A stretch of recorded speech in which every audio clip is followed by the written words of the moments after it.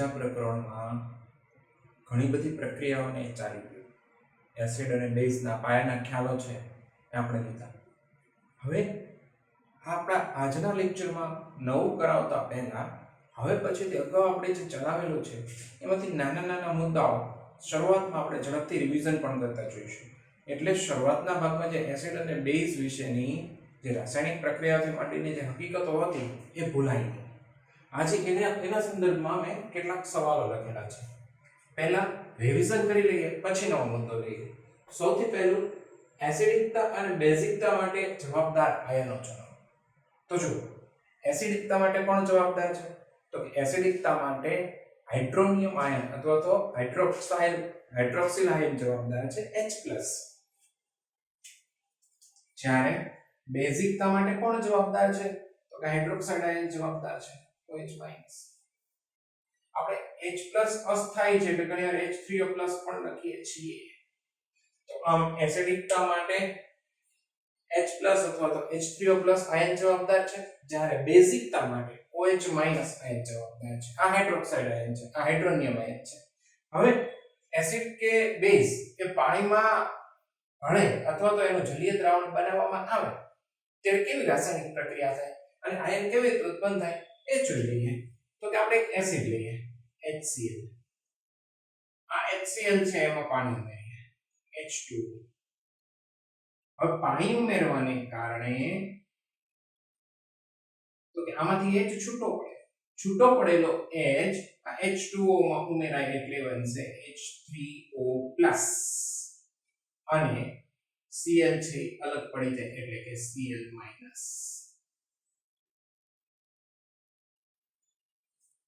તો આ રીતે એસિડ છે એમાં પાણી ઉમેરવાથી H3O+ એટલે કે હાઇડ્રોનિયમ આયન બને છે.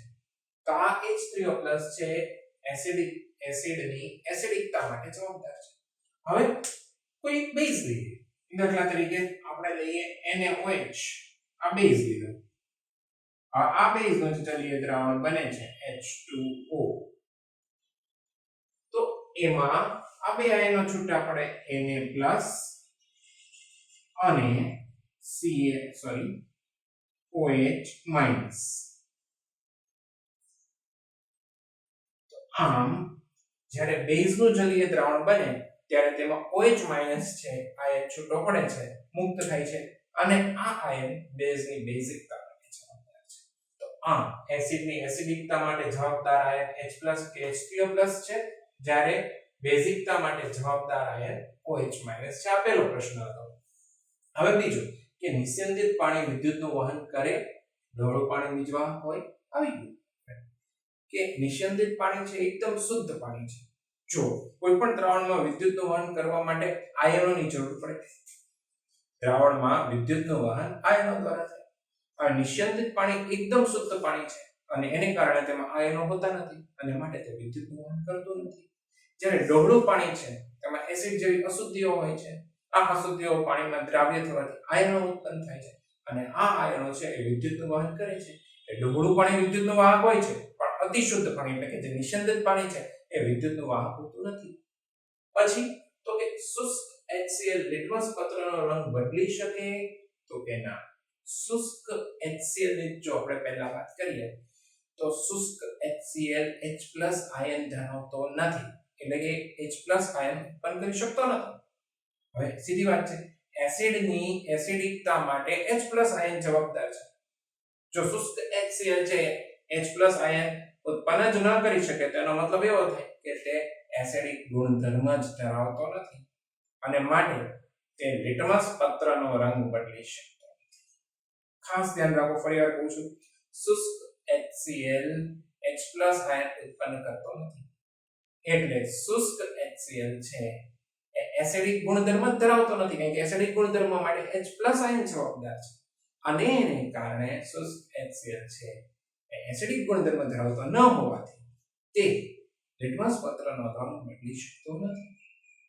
શુષ્ક HCl માં બીજું આવી જાય કે શુષ્ક HCl જે વિદ્યુતનું વહન કરી શકે તો કે ના, કારણ કે શુષ્ક HCl છે H+ આયન ધરાવતો નથી. જો એ આયન જ ન ધરાવે તો વિદ્યુતનું વહન ન કરી શકે, એટલે શુષ્ક H છે વિદ્યુતનું અવાહક છે. બે બાબતો ધ્યાનમાં રાખજો. હવે શા માટે ગ્લુકોઝનું જલીય દ્રાવણ વિદ્યુત વાહક નથી? તો આપણે આવી કીધું લાસ્ટ લેક્ચરમાં કે ભાઈ ગ્લુકોઝનું જે જલીય દ્રાવણ બનાવવામાં આવે છે તેમાં આયનો ઉત્પન્ન થતા નથી. આયનો ઉત્પન્ન થતા નથી એટલે વિદ્યુતનું વહન થતું નથી. આમ ગ્લુકોઝનું જલીય દ્રાવણ બનાવતા તેમાં H+ કે OH- આયનો ઉત્પન્ન નથી થતા. આયનો ઉત્પન્ન ન થવાને કારણે ગ્લુકોઝનું જલીય દ્રાવણ છે વિદ્યુતનું વહન કરી શકતું નથી. તો આ થોડા રિવિઝનની વાત છે. ફરીવાર કે એસિડની એસિડિકતા માટે કોણ જવાબદાર? તો કે H+ આયન જવાબદાર. હાઇડ્રોનિયમ આયન H+ અસ્થાયી છે, ધ્યાન રાખજો. સ્થાયી એનું સ્વરૂપ છે H3O+ અને બેઝની બેઝિકતા માટે કોણ જવાબદાર? તો કે OH- આયન જવાબદાર છે. હવે આપણે આજના ટોપિક ઉપર આગળ વધીએ. આવી દરરોજ અગાઉ જે કરેલું હશે, આપણે જે ચલાવેલું હશે એનું થોડું બે ત્રણ પ્રશ્નો દ્વારા એનું રિવિઝન કરતા રહેશો એટલે તમારે અગાઉની કોઈ પણ બાબત છે આ પાઠને અનુલક્ષીને ભૂલાય નહીં. હવે આજનો બહુ જ અગત્યનો ટોપિક છે pH. pH માપન અથવા તો ખાલી pH. આ pH શું છે? સૌથી પહેલા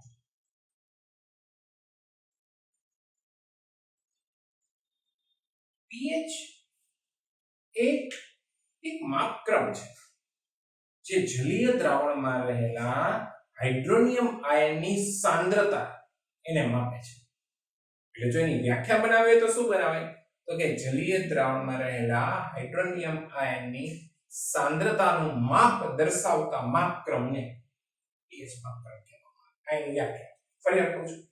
જલીય દ્રાવણમાં રહેલા હાઇડ્રોનિયમ આયનની ફરીવાર જલીય દ્રાવણમાં રહેલા હાઇડ્રોનિયમ આયનની સાંદ્રતા નું માપ દર્શાવતા માપક્રમને pH માપક્રમ કહેવામાં આવે.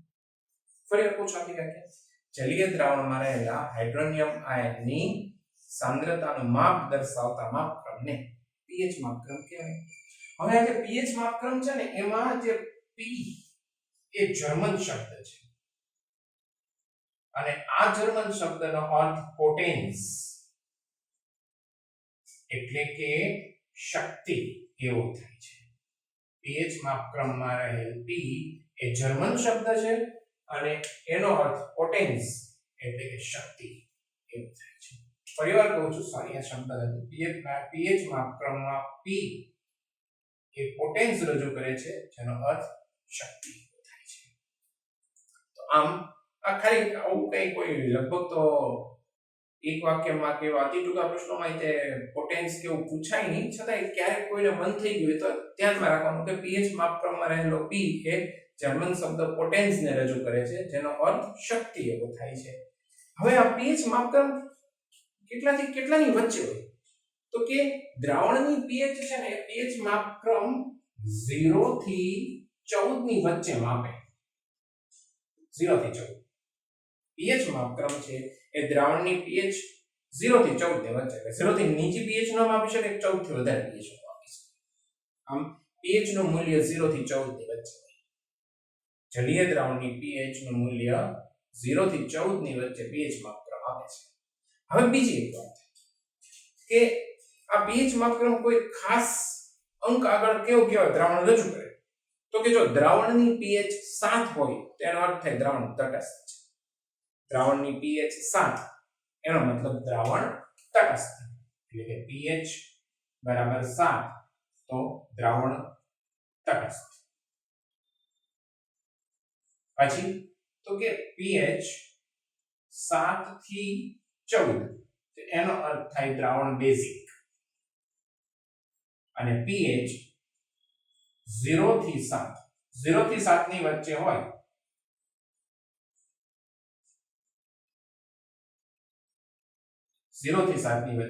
તો દ્રાવણ એસિડિક હોય. તો આ રીતે જોઈએ તો જો pH નું મૂલ્ય 7 હોય તો દ્રાવણ તટસ્થ હોય. જો pH નું મૂલ્ય 7 થી 14 ની વચ્ચે હોય તો દ્રાવણ બેઝિક. એટલે કે ટૂંકમાં કે 7 થી 14 ની વચ્ચે, એટલે 14 પણ હોઈ શકે, ધ્યાન રાખજો. એવી રીતે જો pH નું મૂલ્ય 0 થી 7 ની વચ્ચે, 0 હોઈ શકે, 7 હોય તો તટસ્થ થાય, 7 થી ઓછું આ રીતે જો આપણે આમ કરવા જઈએ તો એનો અર્થ આમ થાય લેસ ધેન 7. જો લેસ ધેન 7 હોય pH 7 કરતા ઓછી હોય તો દ્રાવણ કેવું થાય તો કે એસિડિક. pH છે એ 7 કરતા ગ્રેટર ધેન 7 એટલે કે 7 કરતા વધુ હોય તો દ્રાવણ બેઝિક થાય. અર્થ આવો કરવાનો છે આપણે. તો આ રીતે જોઈએ તો દ્રાવણની pH જો 7 હોય તો દ્રાવણ તટસ્થ હોય. દ્રાવણની pH છે એ 7 કરતા ઓછી હોય, 0 થી માંડીને 7 કરતા ઓછી આટલી pH હોય તો એવું દ્રાવણ એસિડિક થાય. અને જો દ્રાવણની pH 7 કરતા વધુ હોય અને આપણી સીમા ક્યાં સુધી છે 14 સુધીની તો એવું દ્રાવણ છે એ બેઝિક દ્રાવણ થાય. આ એસિડિક દ્રાવણ, બેઝિક દ્રાવણ અને તટસ્થ દ્રાવણ. હવે અહીંયા એક બહુ મહત્વની વાત છે કે કોઈ પણ એસિડની એસિડિકતા કોની પર આધાર રાખે છે તો એસિડની એસિડિકતા H3O+ આયનની સાંદ્રતા પર આધાર રાખે છે. તો હવે આપણે જોઈએ તો H3O+ ની સાંદ્રતા અને pH આ બંને છે એની વચ્ચે વ્યસ્ત સંબંધ છે. pH નું મૂલ્ય અને H3O+ ની સાંદ્રતા એ બંને વચ્ચે વ્યસ્ત સંબંધ છે. એટલે કેવો વ્યસ્ત સંબંધ તો કે જો pH નું મૂલ્ય ઘટે અથવા તો H3O+ ની સાંદ્રતા વધે તો pH નું મૂલ્ય ઘટે અને એસિડિકતા વધે. pH નું મૂલ્ય ઘટે એટલે એસિડિકતા વધવાની છે. આવી જ રીતે જો H3O+ ની સાંદ્રતા છે એ ઘટે એસિડિકતા ઘટે પણ pH વધે. આવું જ OH- ની સાંદ્રતા માટે છે.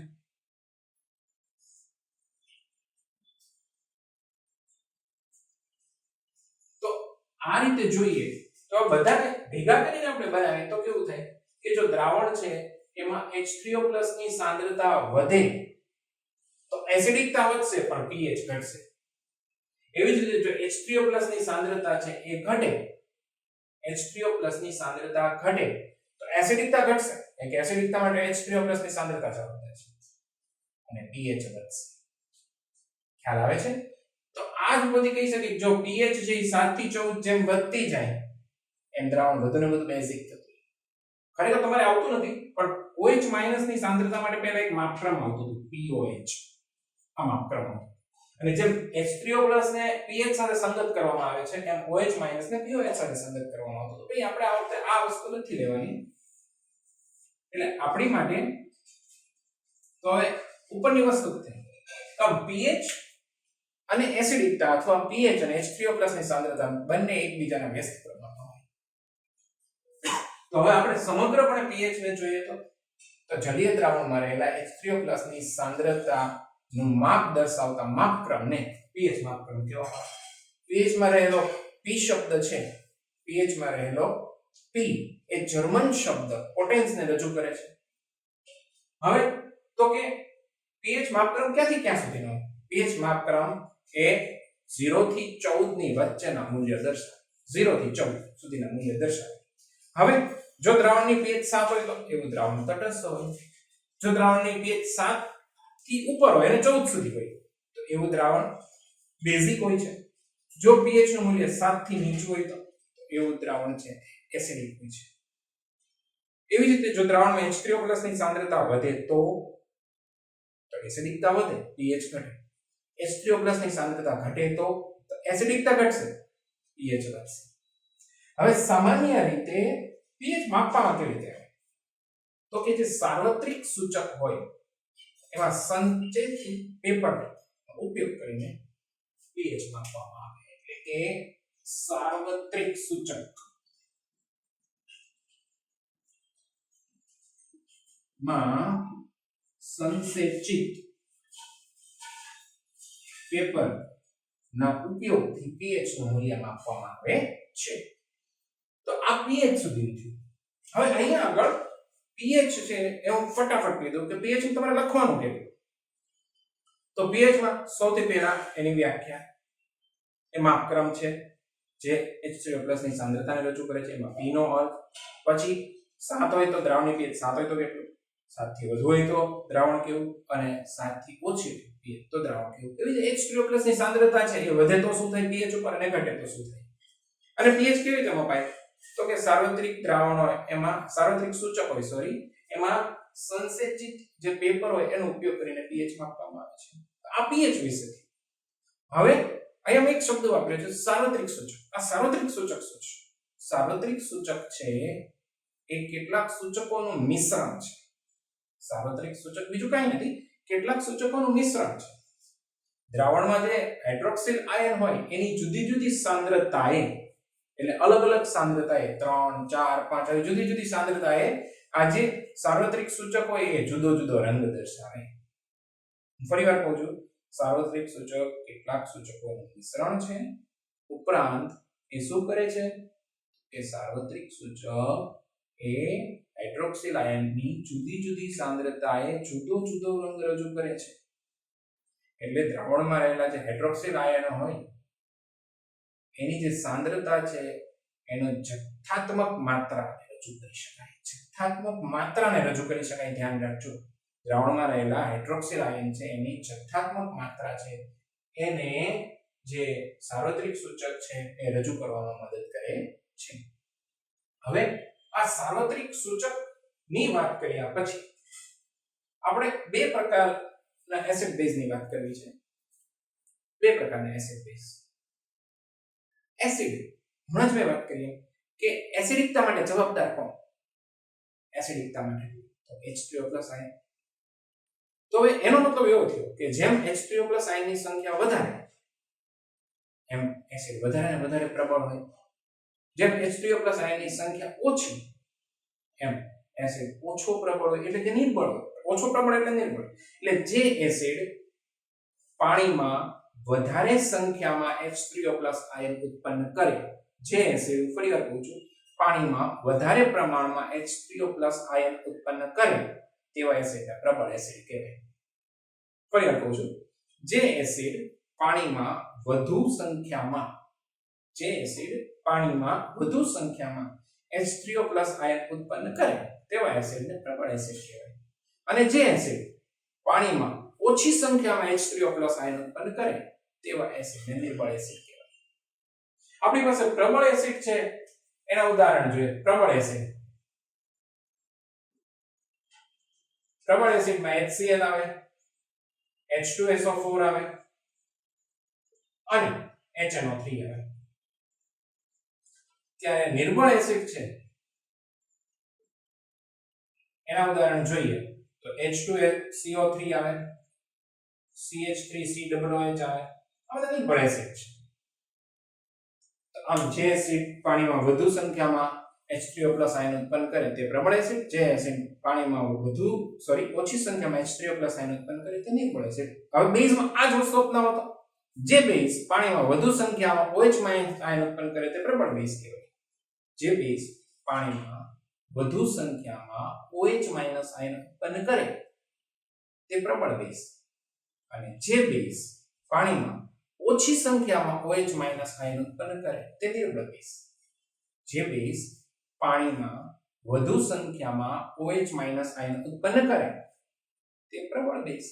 જે બેઝ પાણીમાં ઓછી સંખ્યામાં OH- આયન ઉત્પન્ન કરે તે નિર્બળ બેઝ.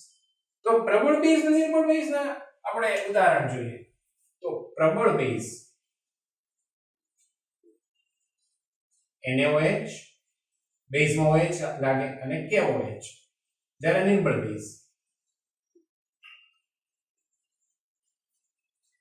બેઝમાં CaOH twice,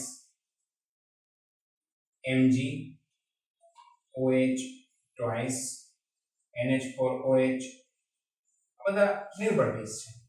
વાસ્તવિકતા તો એવું છે કે તમારા આ કોર્સમાં એટલું ડિટેલ નથી પહેલા આવતી કે જે પ્રબળ એસિડ હોય કે પ્રબળ બેઝ હોય એ પાણીમાં સંપૂર્ણ આયનીકરણ પામે. એટલે તમે એના 1 મોલ લ્યો તો 1 મોલ આયન ઉત્પન્ન થાય. જ્યારે નિર્બળ એસિડ કે નિર્બળ બેઝ હોય એનું આંશિક આયનીકરણ થાય, એટલે કે એનો બહુ જ ઓછા આયન, અમુક ભાગ જ 2 થી 3% જેટલા જ આયન ઉત્પન્ન થાય. પણ આપણે એ સમજ અહીંયા નથી લેવાની, આપણે આ જ સમજ લેવાની છે. એટલે આ સમજ પ્રમાણે જો આપણે જોઈએ તો આપણે 1 મોલ HCl લઈએ એટલે કે પ્રબળ એસિડ, અને 1 મોલ H2CO3 તો CH3COOH આ લઈએ. દાખલા તરીકે આપણે 1 મોલ HCl લઈએ અને 1 મોલર CH3COOH લઈએ. હવે બેયને પાણીમાં ઓગાળીએ તો બેયમાં સમાન સંખ્યામાં આયન ઉત્પન્ન ન થાય. આ પ્રબળ એસિડ છે HCl એટલે એમાં વધારે સંખ્યામાં H3O+ આયન ઉત્પન્ન થાય, જ્યારે CH3COOH છે એમાં ઓછી સંખ્યામાં H3O+ આયન ઉત્પન્ન થાય. મતલબ કે સાંદ્રતા સમાન છે છતાં H3O+ આયન જુદા જુદા ઉત્પન્ન થાય છે. એટલે જેમાં H3O+ આયન વધુ ઉત્પન્ન થાય એ પ્રબળ એસિડ એટલે કે HCl પ્રબળ એસિડ, જ્યારે CH3COOH નિર્બળ એસિડ. આમ સાંદ્રતા સમાન હોવા છતાં, સમજો ખાસ, સાંદ્રતા સમાન હોવા છતાં આયનોની સંખ્યા જુદી જુદી છે. એટલે સમાન સાંદ્રતા ધરાવતા એસિડ છે એ સમાન માત્રામાં, સમાન પ્રમાણમાં, સમાન સંખ્યામાં H3O+ આયન પાણીમાં ઉત્પન્ન કરે એવું જરૂરી નથી.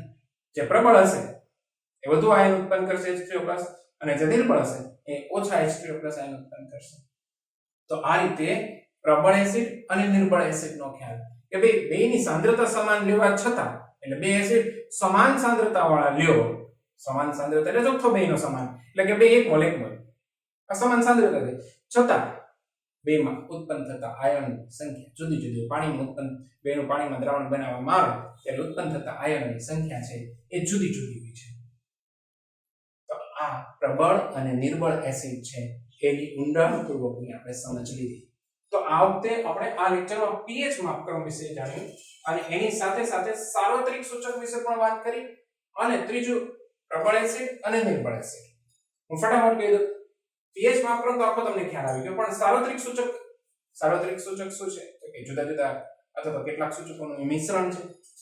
એ દ્રાવણમાં જે H3O+ એટલે કે હાઇડ્રોનિયમ આયન છે એની જુદી જુદી સાંદ્રતા એ જુદો જુદો રંગ રજૂ કરે છે. અને એ તો કે H3O+ ની જે સાંદ્રતા છે, જથ્થાત્મક સાંદ્રતા, એના માપને દર્શાવે છે. હવે પ્રબળ એસિડ, જે એસિડ પાણીમાં વધારે પ્રમાણમાં H3O+ આયન ઉત્પન્ન કરે તે પ્રબળ એસિડ, અને જે એસિડ પાણીમાં ઓછા પ્રમાણમાં, ઓછી સંખ્યામાં H3O+ આયન ઉત્પન્ન કરે એ નિર્બળ એસિડ. આવી જ રીતે પ્રબળ બેઝ, જે બેઝ પાણીમાં વધુ સંખ્યામાં OH- આયન ઉત્પન્ન કરે એ પ્રબળ બેઝ, જે બેઝ પાણીમાં ઓછી સંખ્યામાં OH- આયન ઉત્પન્ન કરે એ નિર્બળ બેઝ. પ્રબળ બેઝ, નિર્બળ બેઝ, પ્રબળ એસિડ, નિર્બળ એસિડ. અને એના ઉદાહરણો HCl, H2SO4 અને HNO3 એ પ્રબળ એસિડ છે. H2CO3 અને CH3COOH એ નિર્બળ એસિડ છે. પ્રબળ બેઝ NaOH અને KOH છે. નિર્બળ base CaOH twice, MgOH twice અને NH4OH છે. આ રીતે આજનો મુદ્દો પ્રમાણમાં સરળ છે. થોડુંક આપણે શરૂઆતમાં ડિવિઝનના 4 પ્રશ્નો લીધા હતા. દરેક વખતે 4, કોઈ વાર 3, કોઈ વાર 2 રીતે અગાઉના પ્રશ્નો લેતા જોઈશું અને નવો ટોપિક છે એને આગળ વધારતા જોઈશું. pH માપક્રમ ખાસ તૈયાર કરવાનું છે એક્ઝામ માટે. 2 માર્ક્સ, ખાસ કરીને 3 માર્ક્સની ટૂંક નોંધ માટેનો આ પાઠ માટે એક આદર્શ પ્રશ્ન કહી શકાય. બોર્ડમાં પણ પૂછાઈ ગયો છે. આજના લેક્ચરમાં આપણે અહીંયા સુધી રાખીએ છીએ.